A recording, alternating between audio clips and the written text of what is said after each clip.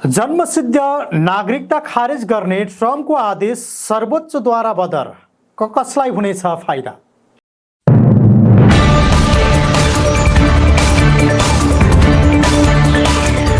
जन्मको आधारमा नागरिकता पाउने प्रावधान खारेज गर्ने अमेरिकी राष्ट्रपति डोनाल्ड ट्रम्पको कार्यकारी आदेश अमेरिकी उच्च अदालतले बदर गरेको छ।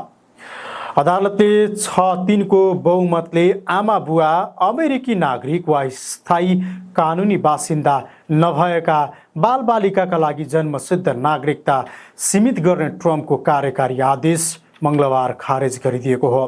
प्रधान न्यायाधीश जोन रोबर्ट्स सहित सर्वोच्च अदालतमा ट्रम्पको रिपब्लिकन पार्टीका राष्ट्रपतिले नियुक्ति गरेका 6 जना न्यायाधीश छन्। तर प्रधान न्यायाधीश रोबर्ट्स र ट्रम्पले नै पहिलो कार्यकालमा नियुक्ति गरेका 2 जना न्यायाधीशले 3 डेमोक्रेटिक पार्टीले नियुक्ति गरेका न्यायाधीशलाई साथ दिएपछि ट्रम्पको सो आदेश खारेज भएको हो। यसले अमेरिकी अध्यागमन नीतिको एउटा आधारभूत सिद्धान्तलाई पुनर्लेखन गर्ने राष्ट्रपतिको योजनामा ठूलो धक्का लागेको विभिन्न अमेरिकी मिडियाहरूले उल्लेख गरेका छन्। अमेरिकामा जन्मिएका वा अनाधिकृत अङ्गीकृत भएका सबै व्यक्तिका लागि नागरिकताको अधिकार अमेरिकी संविधानको 14औं संशोधनमा सुरक्षित गरिएको छ।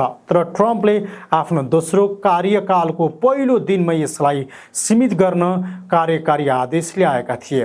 नागरिकता विगतमा र अहिले पनि अधिकारहरू पाउने नै अधिकार हो। हाम्रै राजनीतिक समुदायमा स्वतन्त्र रूपमा सहभागी हुन पाउने अधिकार हो। 4औं संशोधनका मस्यौदाले यी बाचा यस भूमिका प्रत्येक स्वतन्त्र रूपमा जन्मिएका व्यक्तिलाई दिएको थिए। हामी आज यो बाचा पूरा गरेका छौँ।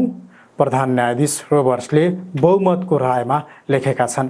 जन्मैकै आधारमा नागरिकता दिने नीति अन्त्य गर्ने ट्रम्पको आदेश विरुद्ध तल्ला अदालतले यसअघि नै रोकेका थिए। अहिले भने सर्वोच्चले नै सो आदेशलाई खारेज गरिदिएको छ।